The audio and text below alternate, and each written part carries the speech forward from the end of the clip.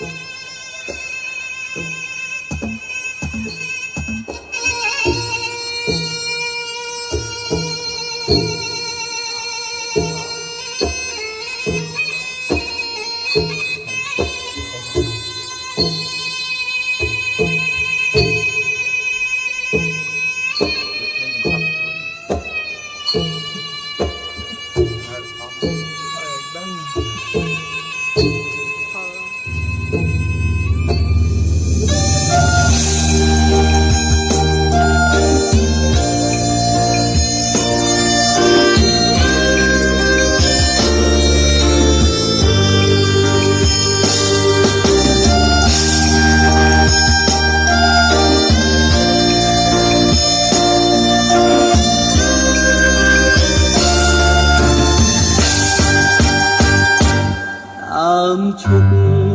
đạch băng cùng miền xô say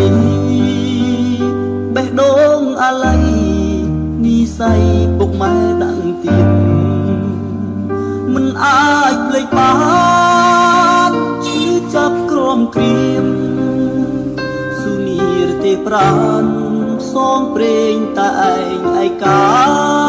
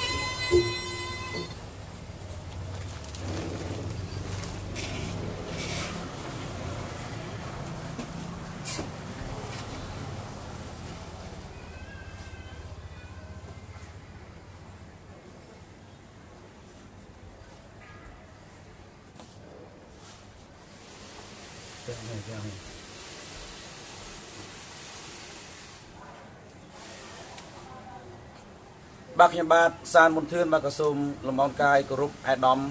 lúc chủng tiêu ở lúc sinh nhật cái nhà đại chung chất tam đa nó roll clip video bác nhà bát san một thươn tiếng nông nâng cài bật đi chất ti group nâng chất ti nực lực បាទថ្ងៃនេះខ្ញុំបាទសាមន្ទឿនក៏សូមសួរសុខទុក្ខបាទទៅដល់ពលករយើងដែលនៅប្រទេសកូរ៉េតើបងប្អូនសុខទុក្ខបាទយ៉ាងណាដែរសម្រាប់ថ្ងៃសៅរ៍នេះចុងសប្តាហ៍នេះហើយខ្ញុំបាទសាមន្ទឿនក៏សូមសួរសុខទុក្ខដល់បងប្អូនបងដែលនៅប្រទេសកំពុងពលករនៅប្រទេសថៃ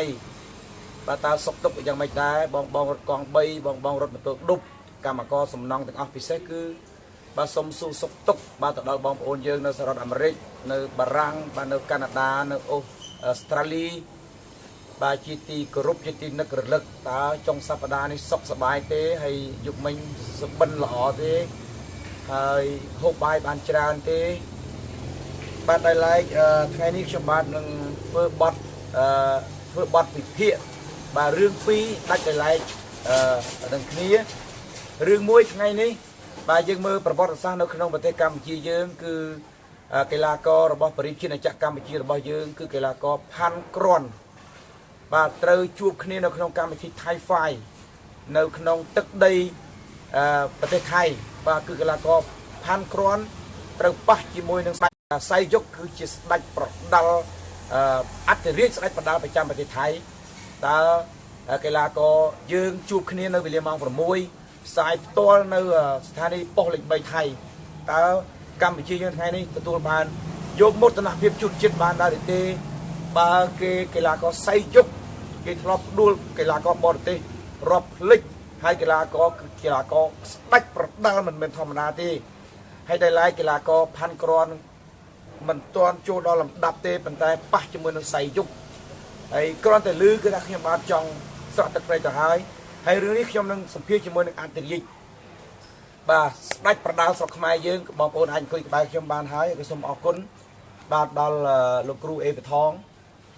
ខ្ញុំហៅលោកគ្រូអេបថងឬក៏ខ្ញុំអាចប្រើជំនួសវិញគឺលោកប្អូនអេបថងបាទដែលមហាជនទូទៅអ្នកដែលនិយមស្នេហាកីឡាប្រដាល់ក្បាច់គុណបុរាណខ្មែរតែងតែឲ្យរហស្សនាមប្អូនថាស្ដេចប្រដាល់ស្រុកខ្មែរដែលប្រជាជនរាប់ម៉ឺនរាប់សែនអ្នករាប់លានអ្នកស្គាល់ប្អូនគ្រប់គ្នាបាទសូមអញ្ជើញកាមេរ៉ាមេត្តាចាប់ស្ដេចប្រដាល់នឹងធ្វើការវិភាគបាទតាក់ទងទៅនឹងផាន់ក្រន់ប៉ះជាមួយនឹងសៃយុគហើយក៏សូមអរគុណដល់លោកអេវថងដែលមិនប្រកាន់រឹកមិនប្រកាន់ពីទោះបីជាបន្ទប់ខ្ញុំតូចជាអៀតក្រាលកតេលអង្គុយជាមួយគ្នាក៏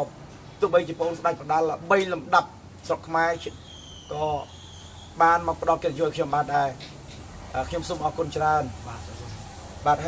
ហើយនេះខ្ញុំបាទនឹងបទសម្ភាសអំពីជីវប្រវត្តិបាទកីឡាករដែលគេឲ្យរហស្សនាមថាស្រុកខ្មែរយើងគឺមានតែកីឡាករជាស្រួចបាទដែលបងប្អូនដែលនឹកឃើញបទចម្រៀងដែលមានចំណងជើងថាបេះដូងអ្នកប្រដាល់សៃវៀនស្នេហ៍សៃវៀនប្រដាល់បាទកីឡាករជាស្រួចគាត់ធ្លាប់ប្រដាល់នៅលើសៃវៀនជួបជាមួយនឹងគូបរទេសជាច្រើនមកដែរ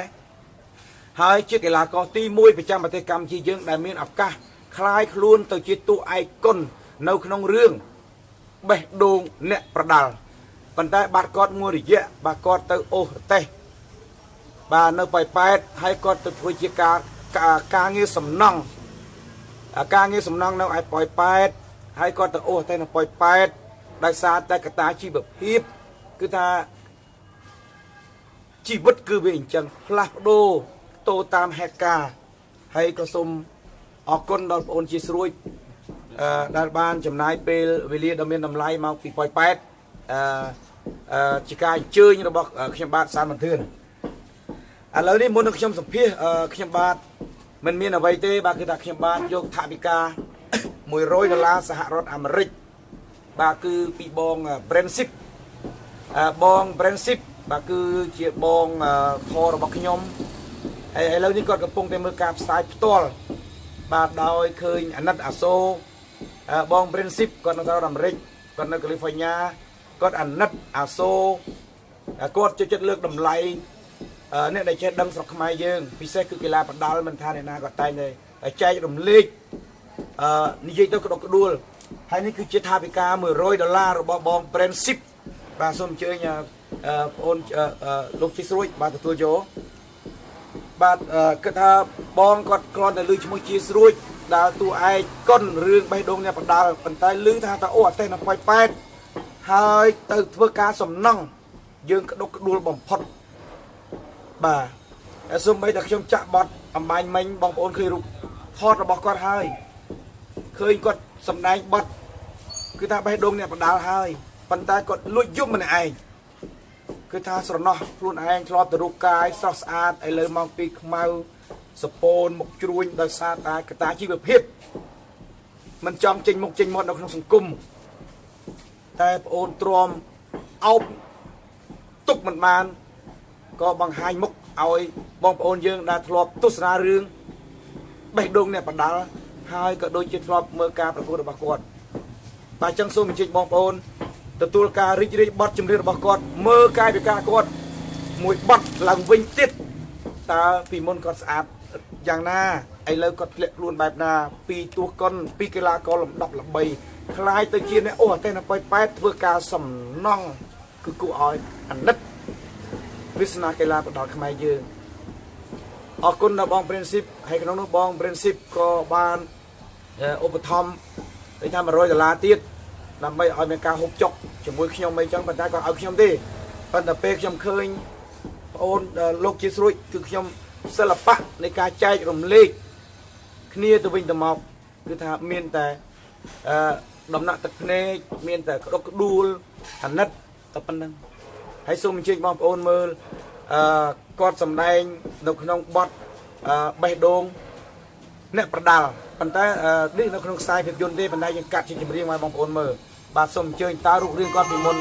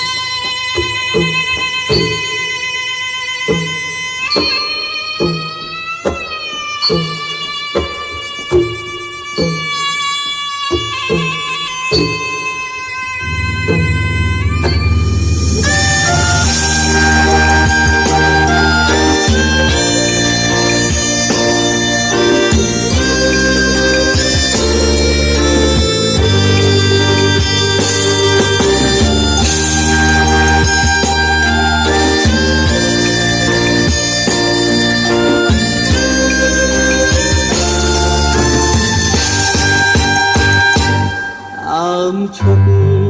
ដាច់បាំងគង់មានសរសៃបេះដូងអាឡ័យនិស័យពុកម៉ែដាំងទៀតមិនអាចភ្លេចបានឈឺចាប់ក្រំក្រៀមសុនីរទេប្រាន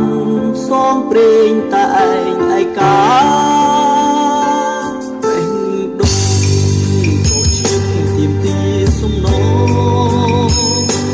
អូននឹងបង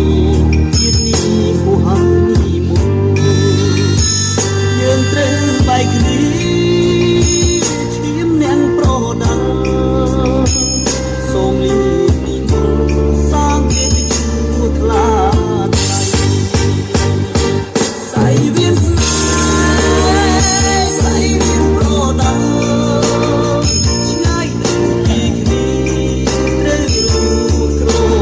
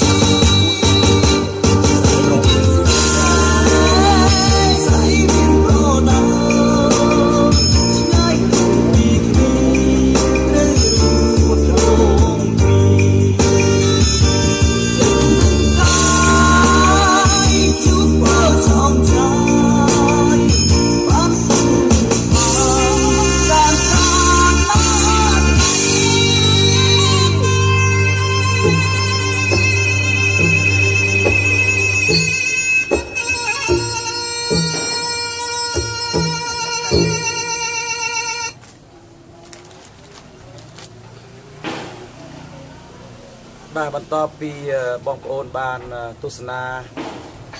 បទបេះដូងអ្នកបដាល់នៅក្នុងខ្សែភាពយន្តរឿងបេះដូងអ្នកបដាល់ដែលចាក់បញ្ចាំងនៅបណ្ដាញទូរទស្សន៍កម្ពុជា CTN បងប្អូនបានឃើញគាត់ហើយនេះគឺជាស្រួយបាទសូមជម្រាបសួរម្ដងទៀតបាទយើងចាប់ដើមចូលតែម្ដងបាទសូមជម្រាបសួរបាទគឺថាអារម្មណ៍បងអូនជាស្រួយលោកជាស្រួយគឺក្រោះក្ដួលដោយសារតែខ្លួនឯងធ្លាប់ស្អាតធ្លាប់ហឺហាធ្លាប់លយឥឡូវខ្លាយទៅជាអ្នកអូអតេនៅប៉ោយប៉ែតធ្វើកម្មករសំណង់បាទយើងសូមសម្ភាសជីវប្រវត្តិលោកជាស្រួយមុនតែម្ដងបាទសូមលោកជាស្រួយជាដំបូងខ្ញុំចង់សួរលោកជាស្រួយថាតើមូលហេតុអ្វីបាទបានលោកជាស្រួយបាត់មុខបាទពីសៃវៀនប្រដាល់បាទសូមអញ្ជើញបាទសូមអញ្ជើញបាទជំរាបសួរដល់ពុកម៉ែបងប្អូនទាំងអស់ដែលស្នេហាវិស័យកីឡាប្រដាល់បាទដែលគ្រប់គ្រងខ្ញុំមកតាំងពីដើមរហូតដល់ចប់តែបញ្ហាដែលខ្ញុំចាក់ចេញពីកីឡាប្រដាល់នេះគឺខ្ញុំមានបញ្ហាខ្សែជីវិតរបស់ខ្ញុំដែលខ្ញុំបែកបាក់គ្រួសារដល់ពេលចឹងទៅខ្ញុំក៏ខ្មាស់គេខ្ញុំក៏ចាក់ចេញទៅនៅតាមខេត្តរហូតបាត់ខ្លួនរយៈហ្នឹងគឺខ្ញុំទៅនៅតាមខេត្តចេះកំពង់ចាមស្ទឹងត្រែងបាទដូច្នេះហើយខ្ញុំមិនអាចចូលភ្នំពេញវិញបានដោយសារតែមានបញ្ហាខ្ញុំបែកបាក់ប្រពន្ធដូច្នេះខ្ញុំក៏ទៅនៅតាមខេត្តហ្នឹងរហូតមិនចូលភ្នំពេញវិញបាទប៉ុន្តែខ្ញុំទទួលព័ត៌មានថាប៉ុន្តែយើងមិនបាច់ប្រាប់ឈ្មោះគេទេប៉ុន្តែគឺថាឲ្យគេមានសុភាពមង្គលចុះបា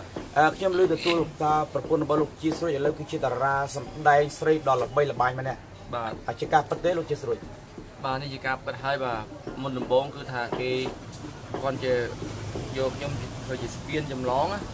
ដល់ពេលខ្ញុំជូនគេដល់ត្រើយហើយគេក៏បានដល់កន្លែងមកគេហើយខ្ញុំក៏ភៀសខ្លួនចេញទៅប៉ុន្តែលោកជាស្រួយខ្ញុំចាំបានគឺថាបានរៀបការត្រឹមត្រូវបាទកាលនោះលោកអេបថងបានរកការទេបាទខ្ញុំទៅដែរបងបាទមានន័យថាប៉ុន្តែលោកអេបថងដឹងថាប្រពន្ធលោកជាស្រួយបច្ចុប្បន្ននេះគឺជាតារាភាពយន្តស្រីដ៏ល្បីល្បាញម្នាក់បាទហើយផតបាទប៉ុន្តែយើងសូមកុំមិនទិញឈ្មោះគេបាទបងវាអត់ទិញបាទអញ្ចឹងខ្ញុំទទួលព័ត៌មានថាដែលលោកជាស្រួយដកចេញពីសៃវៀនប្រដាល់ចាក់ចេញខូចចិត្តនឹងខ្សែជីវិតខ្លួនឯងដោយសារតែមានគេកុកជេរប្រពន្ធរបស់លោកជាស្រួយទៅឲ្យកូនអុកញ៉ាម្នាក់យកទៅដេកនៅក្នុងតម្លៃ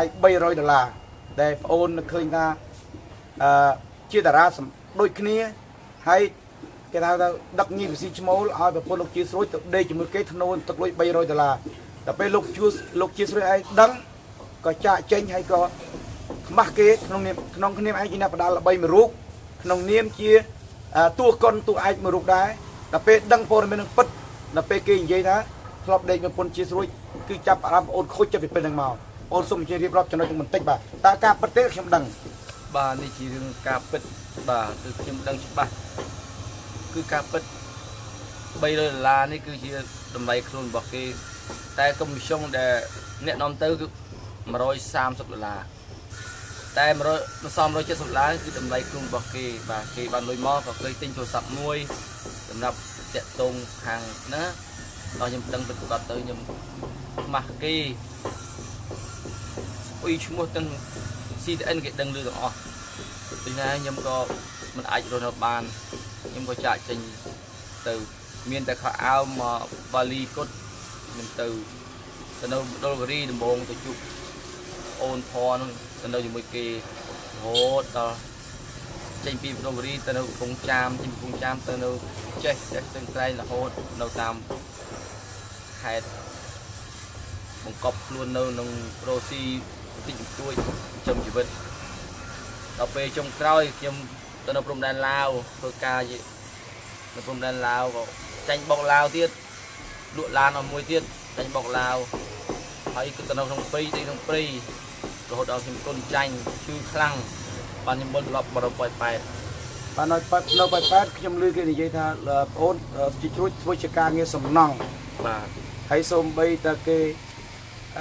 ប្រាប់ថាជាស្រួចពិតប្រាកដក៏គេអ្នកធ្វើការសំណង់ក៏គេមិនជឿដែរបាទសូមអញ្ជើញនិយាយអំពីជីវិតធ្វើការសំណង់នៅប៉ោយប៉ែតបាទសូមក្រុមជើញ បាទពេលខ្ញុំធ្លាក់ខ្លួនឈឺដល់អញ្ចឹងទៅខ្ញុំអត់មានលុយមើលខ្លួនម្ដាយខ្ញុំចាស់គាត់ចងការលុយគេ$200មកដើម្បីមើលជំងឺខ្ញុំកូនចាញ់ដល់អញ្ចឹងទៅពេល ម្ដាយអាយុប៉ុន្មានម្ដាយ ម្ដាយខ្ញុំអាយុ88ឆ្នាំហើយ ម្ដាយអាយុ88ឆ្នាំហើយប៉ុន្តែគាត់ធ្លាក់ខ្លួនឈឺ បាទដល់ខ្ញុំធ្លាក់ខ្លួនឈឺទៅគាត់រលុយហ្នឹងចងការគេមកឲ្យខ្ញុំមើលជំងឺអញ្ចឹងពេលខ្ញុំជាឡើងខ្ញុំក៏ទៅធ្វើសំណង់ដើម្បីរលុយបដោះសងគេវិញដល់ពេលឥឡូវនេះខ្ញុំមិនអាចគឺថាមិនអាចទទួលយកបានខ្ញុំក៏មកភ្នំពេញដើម្បីរកការងារធ្វើនៅភ្នំពេញវិញ ក្នុងនាមប្អូនជាកីឡាករល្បីហើយគេអាចចាត់ទុកថាជាកីឡាករដែលមានរូបសម្រស់ស្រស់សង្ហាមួយរូបដែលបងប្អូនឃើញការសម្ដែងរូបជាស្រួចបាត់មុខហើយក៏បងប្អូនថតជាឈុតឆាកខារ៉ាអូខេថតជាខ្សែភាពយន្តជាច្រើនដល់ពេលបងប្អូនទៅធ្វើការសំណង់ធ្លាប់ជាតួឯកគុណធ្វើជាការងារសំណង់តើបងប្អូនគិតថាបានមួយថ្ងៃប្រហែលនេះបងប្អូនជីវិតខ្លួនឯងក្តុកក្តួលបែបនេះទេពេលដែលកំពុងធ្វើការសំណង់មកសុំជិះ បាទជាការពិតណាស់ក៏ប៉ុន្តែខ្ញុំជួបមនុស្សដែលល្អដែរបងអូនប៉ខ្ញុំនោះពីមុនគេនៅថៃគេជាកូនចៅរបស់ខ្ញុំចាដល់ពេលគេមកនៅប៉ែតគេធ្វើអ្នករាប់ម៉ៅសំណង់គេក៏ឃើញយើងតាក់ខ្លួនអញ្ចឹងគេក៏ហៅមកជួយធ្វើការមិនបានជាធ្វើអីធ្ងន់ធ្ងរប្រហែលទេគាត់ថាយើងជួយដើរគាត់ឈ្មោះកម្មករចាហើយយើងជួយធ្វើការគេបន្តិចជួយអញ្ចឹងគេក៏ឲ្យប្រាក់ខែយើងចិញ្ចឹមជីវិតដល់ពេលឥឡូវនេះខ្ញុំគិតថាវាមិនអាចគឺថាប្រាក់ខែដែលយើងនឹងវាមិនអាចសល់ខ្ញុំក៏សម្រេចចិត្តថាមកចូលភ្នំពេញដើម្បីរកការងារធ្វើផ្សេងទៀតតែបានលើសនឹងអញ្ចឹង កាលលោកជាស្រួចនៅប៉ែតនៅតែប្រហែលឆ្នាំ នៅទៅបានប្រហែលជា 3-4 ខែតែពេលខ្ញុំទៅមើលជំងឺកូនចាញ់ហ្នឹង មានន័យថាបងអូនគ្រុនចាញ់ បាទកូនចាញ់ យកពីនៅព្រំដែនឡាវនិងនៅ ព្រំដែនឡាវ រតនគិរីអញ្ចឹងទៅ សឹង ហើយ ត្រែង ឈឺទឹកស្ទឹងត្រែង នៅស្រុកកម្ពុជា ដល់ពេលឈឺទៅអត់មានលុយទេម្ដាយទៅចងការលុយគេ$200 បាទ ហើយក៏ ធ្វើការសង មកព្យាបាល ធ្វើ ធ្វើ សំ ការ ណង់ដើម្បីយកលុយសងគេវិញបាទ ហើយគិតពេលបងឃើញចាក់សម្លេងបងអូន2ដងគឺបងអូនហូរទឹកភ្នែកហេតុអីបានបងអូនហូរទឹកភ្នែកដល់ក្តុកក្តួលពីព្រោះថាបងអូនគឺជាមនុស្សរឹងប៉ឹងណាស់ដែលបងឃើញកន្លងមក នេះគឺដាក់បត់នឹងទៅគឺវាដូចជាត្រូវរឿងជីវិតខ្ញុំពិតណាដូចនេះឲ្យខ្ញុំដាក់គួរឲ្យរំភើបណាស់ថាពីមុនខ្ញុំផ្សេងឥឡូវខ្ញុំធ្លាក់ខ្លួនប៉ុណ្ណឹងខ្ញុំតូចចិត្តខ្លួនឯងសូម្បីតែមិត្តភក្តិដែលគេធ្លាប់រាប់អានមកពេលខ្ញុំធ្លាក់ខ្លួនទៅក៏បាត់បង់គេអស់ដូច្នេះខ្ញុំតូចចិត្តខ្លួនឯងខ្ញុំស្ដាប់អាសាច់បត់នឹងគឺខ្ញុំគួរឲ្យរំភើបបាទធ្វើឲ្យខ្ញុំសក់ទឹកភ្នែកខ្ញុំតូចចិត្តខ្លួនឯងខ្លាំង បាទចាប់មករយៈនេះបានតាក់ទងជាមួយនឹងអន្តរាជកែងឆេះជង្គង់ទឹកអេពូថងទេមានលេខទូរស័ព្ទធ្លាប់តាក់ទងទេមែនទេ បាទខ្ញុំក៏មានលេខតាក់ទងទេមកលោកអេវថងបាទពេលណាខ្ញុំដាច់លុយអញ្ចឹងទៅខ្ញុំក៏ទេមកសុំលោកអេវថងលោកអេវថងក៏បានផ្ញើតាមវិញឲ្យខ្ញុំចាយជារឿយៗដែរបាទហើយដល់ពេលសម្រេចចិត្តទៅថាមកគឺមកស្នាក់នៅផ្ទះអេវថងសិនដើម្បីរកការងារធ្វើបើសិនយ៉ាងម៉េចយ៉ាងម៉ាទៅបានអេវថងនាំខ្ញុំជូនទៅនេះទៅនោះរហូតព្រោះស្គាល់គ្នាតាំងពីនៅបណ្ដាលរហូតមក បាទខ្ញុំពិតជាសួនហ្នឹងគឺជាសិស្សរួមគ្រប់សិស្សរួមគ្រូមួយខ្ញុំកាលនោះនិយាយរឿងចំទួតហ្នឹងជាសួនគឺគេជាកីឡាករមើលរូបដែលបានថតខ្សែភាពយន្តមុនគេកាលនោះគាត់លយឆាយគាត់សង្ហាគាត់ងាត់គាត់លយមុនគេហើយនៅក្លឹបសិស្សរួមគ្រូមួយគ្នាហើយក៏ជាមើលសម្លាញ់មួយខ្ញុំដែរហើយធ្លាប់វាយដើរអីជាមួយគ្នាហើយ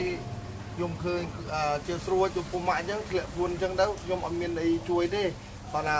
5រៀល10រៀលផ្ញើដល់បានតប8កាត់លុយ6ថ្លៃវិញ6000នេះសល់ប្រហែលជា10រៀលសល់ថា34000អីចឹងផ្ញើទៅអើយគាត់កម្លាញ់មួយគ្នាដើរលេងមួយគ្នាធ្លាប់ដើរវាយមួយគ្នា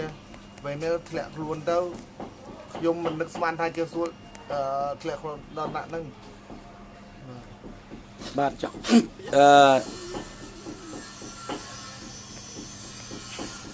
បាទពិតជាអារម្មណ៍ក្តុកក្តួលមែនទែនឥ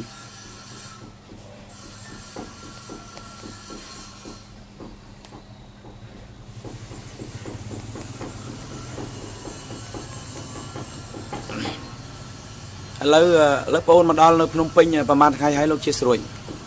ខ្ញុំទៅបោកដល់ពីម្សិលមិញពេលយប់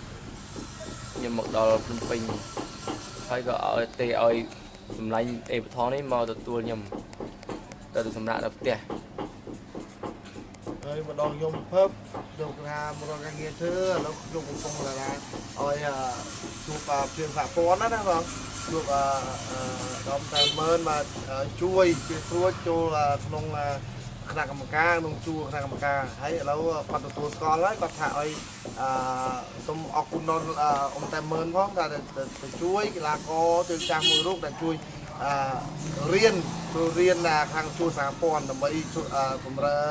ធ្វើការចៅក្រមធ្វើយ៉ាងកណ្ដាលក្នុងជួរកីឡាកណ្ដាលបាទសូមអរគុណតែមើលមែនទេជាស្រួចបាទខ្ញុំមិនហ៊ានសួរសំណួរអ្វីដើម្បីប៉ះពាល់អារម្មណ៍ទេយើងឃើញថាបើសួរទៅវាមានតែអារម្មណ៍ក្តុកក្តួលអីខ្ញុំមិនចង់ហ៊ានសួរក៏សួរថាបន្ទាប់ពីបរាជ័យនៃឆាកជីវិតខ្សែជីវិតតើបងអូនគិតថាមកភ្នំពេញនេះនឹងរឹងប៉ឹងគិតថានឹងចង់ធ្វើអ្វីបន្ថែមទៀតទេបាទខ្ញុំមកភ្នំពេញនេះខ្ញុំចង់មានការងារដើម្បីសម្រាប់ចំជីវិតរបស់ខ្ញុំតែប៉ុណ្្នឹងទេព្រោះខ្ញុំមិនចង់បានអីលើសលប់ពីនឹងទេព្រោះតែខ្សែជីវិតរបស់ខ្ញុំពីមុនធ្លាប់មានលុយកាក់ច្រើនតែនៅពេលនេះខ្ញុំធ្លាក់ខ្លួនអស់លីងដោយសារតែបញ្ហាបែកបាក់ប្រពន្ធ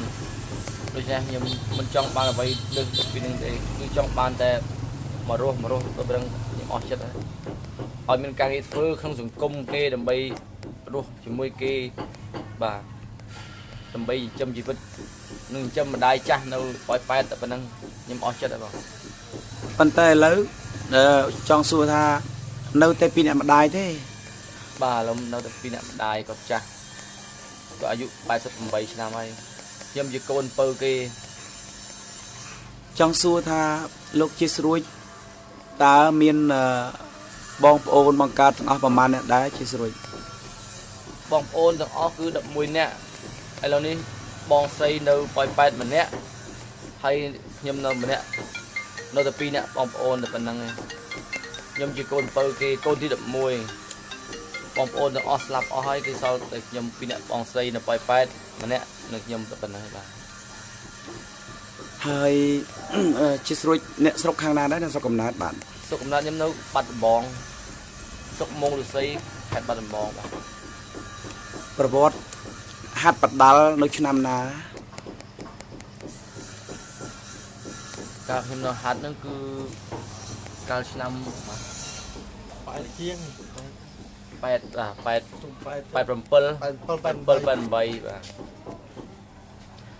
ហើយធ្លាប់ចាំបានទេធ្លាប់ប្រកួតទាំងអស់បានប្រហែលប្រកួតដែរខ្ញុំប្រកួតបាន66ដងឈ្នះ60ដងចាញ់6ដង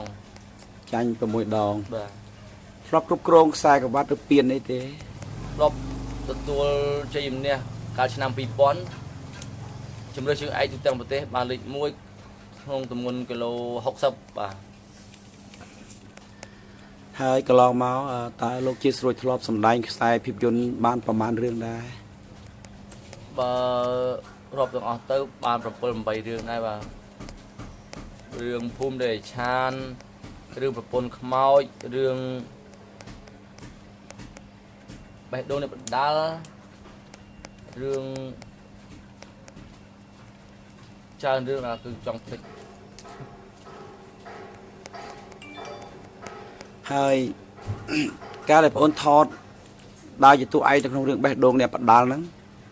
កាលហ្នឹងបងអូនដើរជាតួឯកហើយគឺថាល្បីល្បាញខ្លាំងណាស់បាទហើយគេស្មានថាបងអូនជាស្រួយទៅបានភរិយាដ៏ល្អទៅសហរដ្ឋអាមេរិកឬក៏ទៅរស់នៅប្រទេសគេអត់ដឹងថាបងអូនរស់នៅវេទនារងាដួងចិត្តម្នាក់ឯងឈឺអញីអញោហើយបាក់រូបបាក់សម្ផស្សទៅធ្វើជាកម្មកសំណងឲ្យគេអញ្ចឹង ហើយការនឹងថតមករឿងបានប្រហែលណាលោកជាស្រួយ ការហ្នឹងខ្ញុំថតរឿងនៅ CDN ហ្នឹងបាន$500តួឯងបាន$500 ក្នុងមួយរឿងហ្នឹង បាទក្នុងមួយរឿងហ្នឹងបើរឿងផ្សេងទៅបាន$700 $800មាន1000បាទបើថតនៅ CDN បានត្រឹម500បាទ បាទ ជារឿងភាគបាទ ហើយឥឡូវពេលដែលបងអូនឃើញប្រពន្ធរបស់បងអូនគេល្បីល្បាញណាស់រាល់ថ្ងៃនេះគេខ្លាចជាតួឯកគុណផងហើយគេខ្លាចជាមានឡានទំនើបវិឡាននៅ បាទ ហើយបងអូនមានអារម្មណ៍គិតថាមិនចង់សម្លឹងតទៅទៀតឬក៏បងអូននៅតែដកជាប់សមោលអន្តរកាលនឹងចេះតែរៀលរោលនៅក្នុងដើមទ្រូងបងអូនឲ្យក្តៅដួលអួលងំឬក៏រលត់បាត់ទៅហើយ បាទខ្ញុំ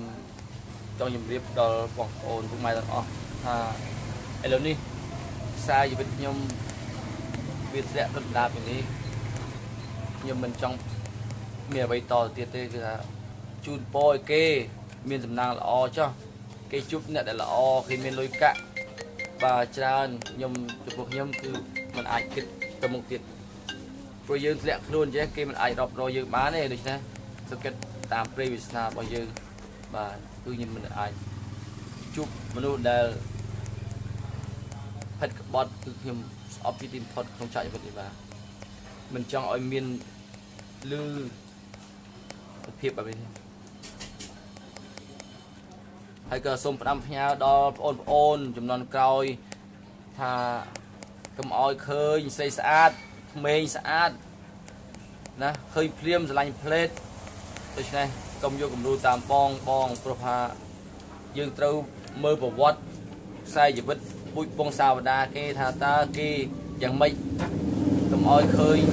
ដូចខ្ញុំជារូបខ្ញុំដែលខ្ញុំ សូមជឿ បាទ12ឆ្នាំហើយដែលខ្ញុំមានវិបត្តិផ្លូវចិត្តខ្ញុំមិនដែលគិតថាអ្នកណាមួយជាឃើញពីណាមួយដែលថាស្រឡាញ់គួរឲ្យគឺថាខ្ញុំអត់ដែលគិតដល់តែខ្ញុំខូចចិត្តមកគឺខ្ញុំជប់គិតទៅខ្ញុំគិតថាអស់និស័យតែម្ដង បាទមានបងប្អូនយើងខមមិនសួរច្រើនណាស់តកតងទៅនឹងភរិយារបស់បងអូនមុនប៉ុន្តែខ្ញុំបាទសូមរក្សាសិទ្ធិតែគ្រាន់តែខ្ញុំបាទប្រាប់ថាគេគឺជាតួឯកគុណឥឡូវនេះដល់កំពុងតែល្បីធ្លាប់ដើរជាតួឯកក្នុងរឿងទូ CTN ចាក់ថ្មីហ្នឹងហើយគេក៏ថតបទនៅហងមាសនៅ Sunday ជាច្រើនបទផងដែរប៉ុន្តែខ្ញុំមិនសូមប្រាប់ឈ្មោះទេដើម្បីទុកឲ្យគេមានអនាគតចាស់ជាស្រួចមានអីនិយាយបន្ថែមទៀតទេអំពីជីវិតហើយគិតថាឥឡូវសហព័ន្ធគាត់បានគិតគូរបងអូនយ៉ាងម៉េចដែរបាទសហព័ន្ធពីម្សិលមិញខ្ញុំបានទៅជួបមេរបស់ខ្ញុំអៃរំតែមើលគាត់ប្រាប់ថាឲ្យលោកអីបថងជូនខ្ញុំទៅហាត់រៀនបាទដាក់ឈ្មោះរៀនធ្វើជាអាជ្ញាកណ្ដាលចាប់ក្រុម បាទចាប់ក្រុមនឹងដើម្បីបានលុយកាក់ចិញ្ចឹមជីវិតរបស់ខ្ញុំបាទពួកខ្ញុំវាអត់មានចេះអីតទៀតគឺវាយើងអាជីពរបស់យើងជាកីឡាបដាល់យើងមានធ្វើអាជ្ញាកណ្ដាលអាជ្ញាអីប៉ុណ្ណឹងហើយជួនកាលបាននិយាយពីកអញ្ចឹងទៅក៏ចិត្តបាទថាវិការដើម្បីចិញ្ចឹមជីវិតរបស់យើង ហើយឥឡូវមកនេះនឹងស្នាក់នៅជាមួយនឹងអត្តរាជស្ដេចបដាលស្រុកខ្មែរយើងអីបថងសិនខ្ញុំមកនៅផ្ទះរបស់មិត្តភក្តិអីបថងគេបានជួយខ្ញុំ ណាមួយនឹកផងសម្លាញ់តាំងពីដើរវាយមួយគ្នាមកដេកមុងជាមួយណយជាមួយបាយជាមួយគ្នាពេលបាន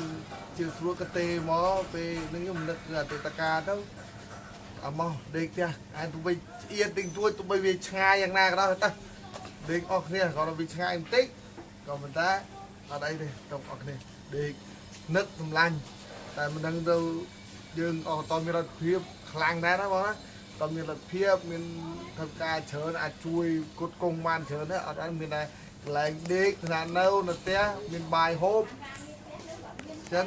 ទាវអីមួយគ្នាផឹកឡើងបានប៉ុណ្ណឹងសម្រាប់ពូម៉ាក់បាទ ចឹងចាប់ពីពេលនេះតទៅលោកជាស្រួយគិតថានឹងពង្រឹងខ្សែជីវិតខ្លួនឯងបែបណាទៀតដើម្បីព្យាយាមក្រោកឈរឡើងដើម្បីប្រឆាំងជាមួយនឹងព្រំលិខិតដើម្បីក្រន់តែរស់ដើម្បីកំដរធម្មជាតិឲ្យសាងគិតយុះឡើងវិញបាទសូមអញ្ជើញ បាទខ្ញុំមានអីឲ្យធំដុំទេបងព្រោះថាយើងក៏មិនបានរៀនជ្រៅជ្រះនឹងគេដូច្នេះមានតែអាជីពកីឡាបណ្ដាលនេះហើយដែលយើងអាចតស្នងទៅតបន្តទៀតដូច្នេះហើយខ្ញុំនឹងចូលធ្វើអញ្ញាកដាលដើម្បីបានកម្រៃយកចិញ្ចឹមជីវិតតែប៉ុណ្្នឹងអីបាទ ហើយមកនេះមានក៏អាវប្រមាណកំភ្លេដែរបាទ បាទមាន ពី 3កាផ្លេដែរសម្រាប់ឡាស់ ដល់ពាក់ផងខ្ញុំពាក់ត្រូវទេខ្ញុំមានធំជាងឥឡូវអាវអត់មានអត់ បាទចឹងបើសិនជាបងប្អូនណាដែលមានកៅអាវច្រើនឬក៏មានហាងណាចង់ឧបត្ថម្ភបងប្អូនជាស្រួចបាទសូមមេត្តាបើថាមើលទៅមានជាស្រួចប៉ុណ្ណឹងហើយមិញខ្ញុំឲ្យអាវខ្ញុំមួយពីរដែរកាមេរ៉ាយើងសូមជួយរមើលអាវខ្ញុំអាវខ្ញុំបាន2 3ហ្នឹងអាវខ្ញុំពាក់អាវខ្មៅខ្ញុំអាវស្អាតហ្នឹងឲ្យជាស្រួចមួយពីរមកតោះជួយរហើយជាស្រួចអាចពាក់អាវខ្ញុំត្រូវមើលទៅមានប៉ុណ្ណខ្ញុំដែរ បាទជួយមើលអាវខ្មៅអាវរូបគេជិះស្គីហ្នឹង2 3មកហើយឲ្យមួកជាស្រួចមួយមកមួកណាល្អទីមកហ្នឹងហើយ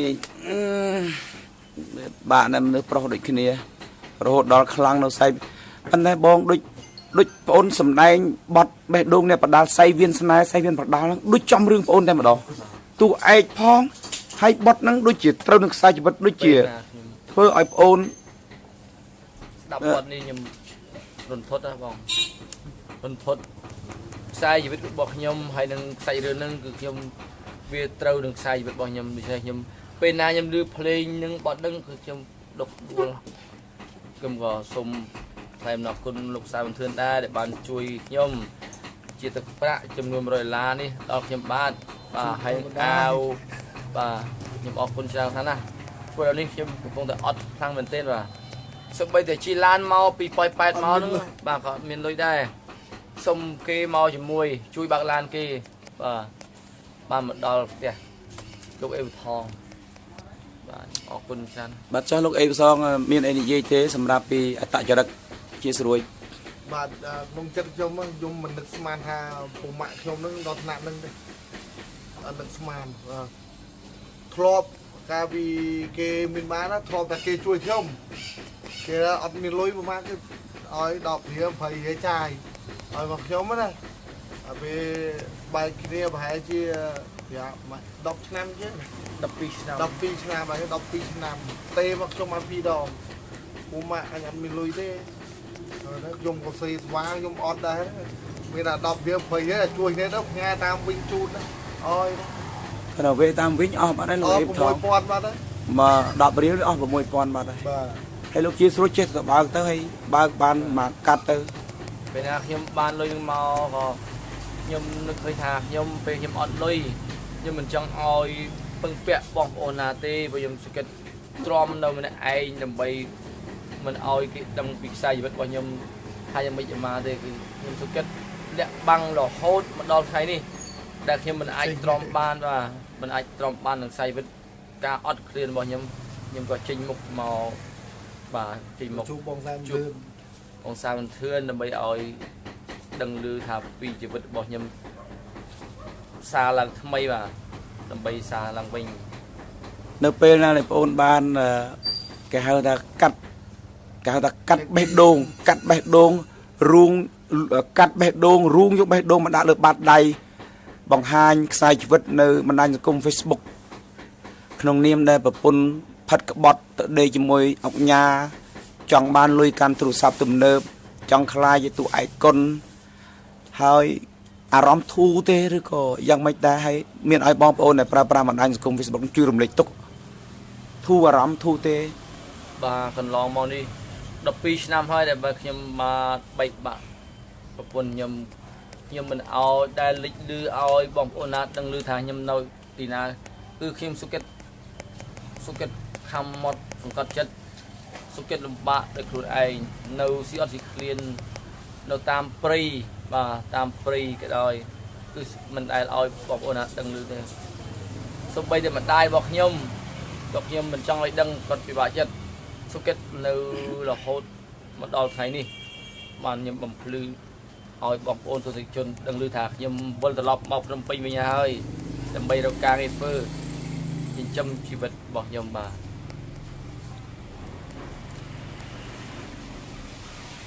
ខ្ញុំក៏សូមអភ័យទោសពីបងប្អូនដែលខមមិនផងដែរណា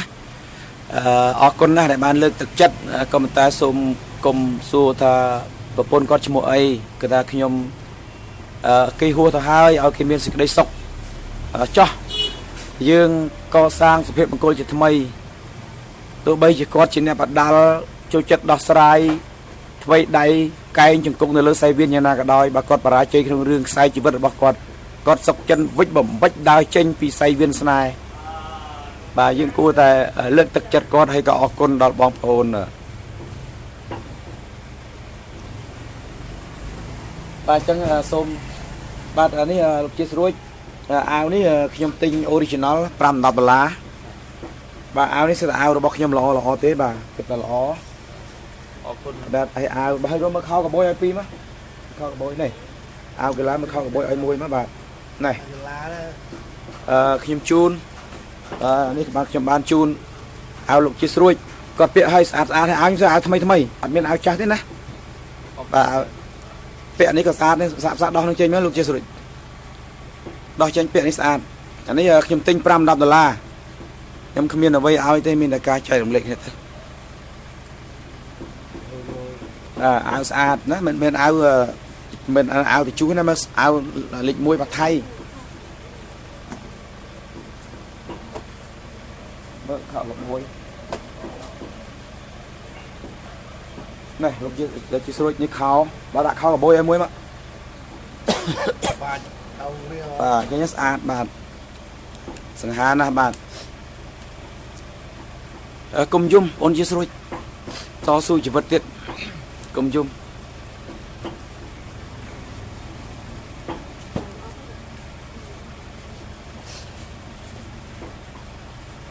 នេះខោកបួយនេះខោកបួយរបស់អាមេរិកកាំងណាខោកបួយរបស់អាមេរិកកាំងស្លៀកបិណ្ឌហើយឲ្យខ្សែក្រវ៉ាត់មួយមកយកខ្សែក្រវ៉ាត់មួយមកឈុតខ្សែក្រវ៉ាត់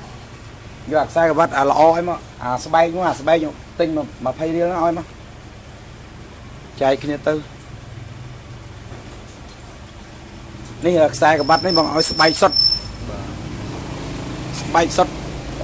សានមិនធឿនក្រមែនមិនឲ្យរបស់អន់នេះមើលយកកាបូបឲ្យមួយមកកាបូប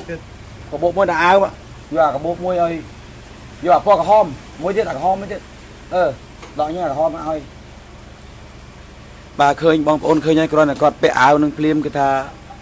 លើកសម្រស់គាត់តែម្ដងបាទបើតែមួយអាទិត្យហូបឲ្យឆ្អែតទៅនឹងឡើងសាច់វិញហើយយើងនឹងចាត់ទុកថាខ្សែជីវិតរបស់យើងឲ្យរសាត់តាមទឹកហូរតាមខ្យល់ទៅចោះណាលោកអេបថងបាទលោកអេបថងមានអីនិយាយទៀតទេបាទខ្ញុំហើយជួមុខដល់ពូម៉ាក់ខ្ញុំហើយខ្ញុំអរគុណដល់បងសានធឿនដែលជួយធំជាខោអាវជាទឹកប្រាក់ឲ្យកន្លះគាត់ជាស្រួចបាទខ្ញុំអរគុណ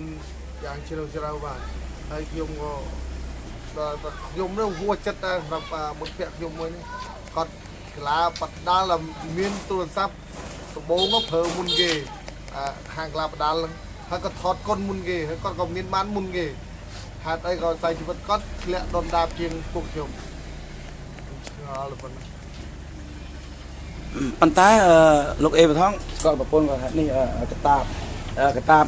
ល្អសិតល្អហើយយកមួកមកមួកយកមួកមួយមកមួកមួយហើយវ៉ែនតាមួយមកវ៉ែនតាវ៉ែនតាខ្មៅហ្នឹងហើយមួកបាទលោកមើលក៏លោក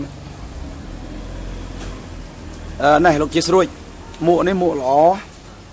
បាទសាក់ពាក់វ៉ែនតាមើលបាទលុយវិញហើយបាទសូមជូនវ៉ែនតាបាទពាក់វ៉ែនតាមើលកុំអស់សង្ឃឹមនៃជីវិតបាទហើយបាទដាក់មួកទេដាក់មួកបាទដោះហើយមិនបាច់ពាក់ទុកចោលអរគុណណាបាទ បាត់ញាត់ចូលក្នុងនេះមកបាទអេជួយមើលក៏លោកផាន់បងមានអីវ៉ាន់បងនឹងបាទគឺអាចស្លៀកពាក់បានហើយសិតកៅល្អទេផាន់បងបាទនេះហើយយើងអាណិតណាមានធ្វើអ្វីឲ្យអត្ថាធិប្បាយជាងនឹងទៀតទេហើយអាណិតណាយើងចែករំលែកគ្នាយើងចែករំលែកនៃការនឹកទឹកចិត្តបាទហើយបុណ្យបាទកុសលដែលខ្ញុំបានឲ្យជាស្រួចនេះសូមជូនដល់បងប្អូនកល្យានមិត្តជាងអស់ដែលជាកល្យានមិត្តរបស់ខ្ញុំទាំងក្នុងនិងក្រៅប្រទេសបាទយើងឃើញខ្មែរយើងចេះជួយគ្នាយើងក៏មានការចំណែនគ្នានេះគ្នាអីអធិស្ឋានលើកទឹកចិត្តឲ្យគាត់តស៊ូឲ្យគាត់តស៊ូជីវិតជាស្រួចមិនសូវជាខុសខ្ញុំប្រហែលទេតាមមើលគ្រាន់តែគាត់ពាក់អាវនឹងភ្លាមគឺថាគាត់ស្អាតឡើងភ្លាមបាទខុសภายในខ្មែរដែលសូមតលើកទីដែរបាទតលើកទីដែរครับជាស្រួចតាមបងអូនគិតមើលថាតើវិស័យកីឡាបដាល់យើងតាមបងអូនឃើញតែធ្លាប់ជាអ្នកបដាល់ហើយឃើញតម្លៃខ្លួនកីឡាករយើងឥឡូវឡើងថ្លៃកីឡាករយើងឥឡូវមានជីវភាពបងអូនមើលឃើញខ្លួនឯងយ៉ាងម៉េចដែរពេលកំពុងធ្វើការសំណងនៅប៉ែតហ្នឹងដល់ពេលឃើញបងប្អូនទស្សនិកជនគ្រប់គ្រងកីឡាយើងបាទខ្ញុំក៏ឯងមើលតាមកញ្ចក់ទូទស្សន៍ឃើញថាឥឡូវនេះកីឡាករយើងល្អច្រើនហើយក៏តម្លៃខ្លួនក៏បានគួរសមជាងមុនណាព្រោះកាលពីខ្ញុំនៅវ័យជាមួយលោកអេវថងនោះតម្លៃខ្លួនបានត្រឹមតែ40,000ទេលោកអេវថងគេបាន50,000លើខ្ញុំ10,000បាទនឹងប្រកួតជាមួយបរទេសតែឥឡូវនេះឃើញតម្លៃខ្លួនគេថាបាន$500ទៅ1,000ហើយបាទដូច្នេះហើយកីឡាករឥឡូវយើងខំប្រឹងប្រែងណាបាទដើម្បីអនាគតបន្តបើជាងមុនបាទដូច្នេះខ្ញុំក៏វិលត្រឡប់មកចូលខាងវិស័យកីឡាវិញណែជាស្រួលឯងបងឃើញការថតចុះទស្សនាវដ្តីវិជាព្រៃអីចូលចិត្តពាក់កបួយឥឡូវដាក់អាវកបួយពីក្រៅមួយទៀតមើលអាវនេះថ្លៃណាបងទិញ20រៀលបាទពាក់មើលបាទពាក់ពីក្រៅមើលបាទស្អាត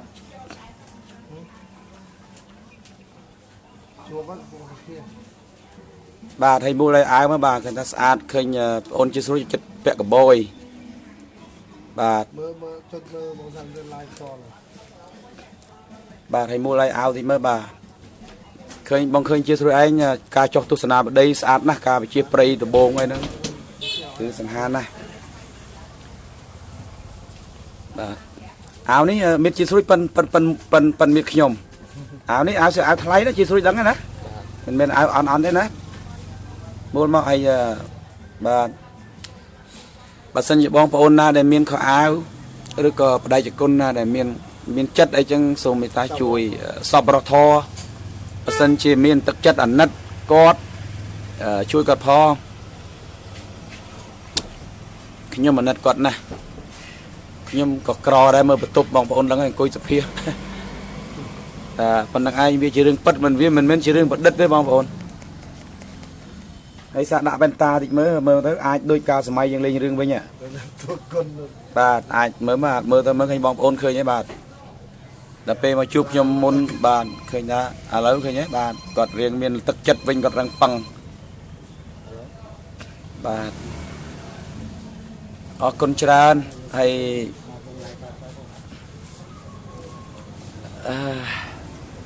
គឺអាណិតមែនតើបាទសូមកាមេរ៉ាម៉ានមេត្តាសូមជួយចាក់បទបេះដូងអ្នកបដាល់ម្ដងទៀត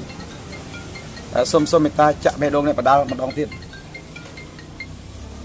បាទខ្ញុំអាណិតមែនតើហើយអញ្ចឹងហើយខ្ញុំសនំពោបាទទៅដល់បងប្អូនដែលមានចិត្តសប្បុរសធម៌ទាំងក្នុងនិងក្រៅប្រទេសជួយគាត់ផងបាទចុះមានលេខទូរស័ព្ទទេជាស្រួចមានទេមានទេបាទលេខប្រមាណបើសិនជាបងប្អូនចង់ជួយមិនមែនតាមរយៈខ្ញុំទេតាមរយៈបងអូនឯងតែម្ដងណាលេខជាស្រួយឯងលេខប្រមាណ097បាទលេខជាស្រួយបងប្អូនយើងចង់ជួយចង់ហៅគាត់ទៅហូបបាយឲ្យគាត់ឆ្ងាញ់មកពេលឲ្យគាត់មកភ្នំពេញវិញគាត់ទៅមកដល់យុគមិញទេអត់មានលុយជិះឡានទៀត097បាទ097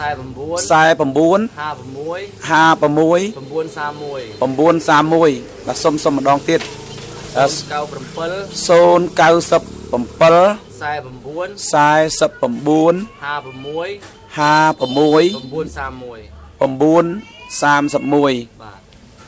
បាទចឹងបើសិនជាបងប្អូនដែលមានចិត្តអាណិតដែលចូលចិត្តធ្លាប់មើលគាត់សម្ដែងខ្សែភាពយន្តរឿងបេះដូងអ្នកបដាល់ធ្លាប់មើលគាត់បដាល់លើសៃវៀនឥឡូវនេះគាត់ចាប់ផ្ដើមមកកសាងជីវិតថ្មីនៅក្នុងទឹកដីភ្នំពេញវិញហើយយើងគួរតែលើកទឹកចិត្តគាត់ឥឡូវនេះគាត់ត្រៀមធ្វើជាអញ្ញាកណ្ដាលនិងចៅក្រមបាទនឹងចៅក្រមហើយចុះអាចជួយតាមយកលោកអេបថងក៏បានដែរពីព្រោះឥឡូវនេះលោកជាស្រួចស្នាក់នៅលោកអេបថងបាទចុះលោកអេបថងលេខប្រមាណដែរបាទលេខខ្ញុំ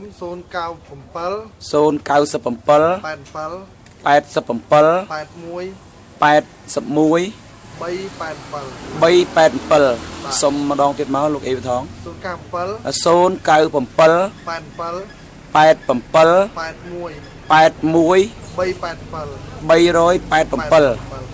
បាទនេះបើសិនជាពួកលោកជីស្រួចមកស្នាក់អាស្រ័យជាមួយអេបថងហើយឥឡូវកំពុងតែរៀនពីលោកអេបថងដើម្បីបាទធ្វើជាចៅក្រមនិងអាជ្ញាកណ្ដាលបាទអរគុណណាស់ហើយសង្ឃឹមថាបងប្អូនយើងទាំងក្នុងនិងក្រៅប្រទេសបាទសូមមេត្តាជួយគាត់ផងទៅអាណិតគាត់ណាស់លោកដំណាក់កាលនេះហើយគាត់មានសមត្ថភាពបដាល់ហើយគាត់អាចសម្ដែងជាខ្សែភាពយន្តបានឃើញគាត់ចឹងហើយលើកទឹកចិត្តគាត់បាទសូមអញ្ជើញមករូបថតគាត់បាទអីបាទសូមអញ្ជើញ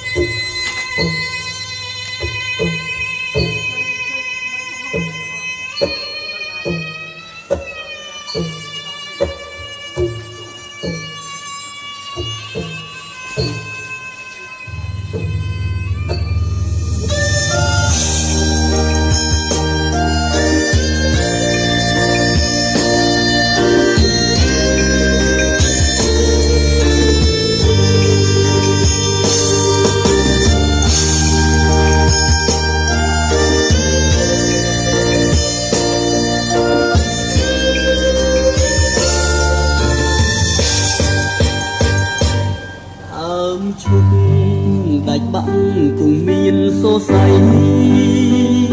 បេះដូងអាឡ័យនីស័យពុកម៉ែដាក់ទៀតមិនអាចភ្លេចបានឈឺចាប់ក្រំគ្រៀងស៊ូនីរទេប្រាំសងព្រេងតែឯងឯកា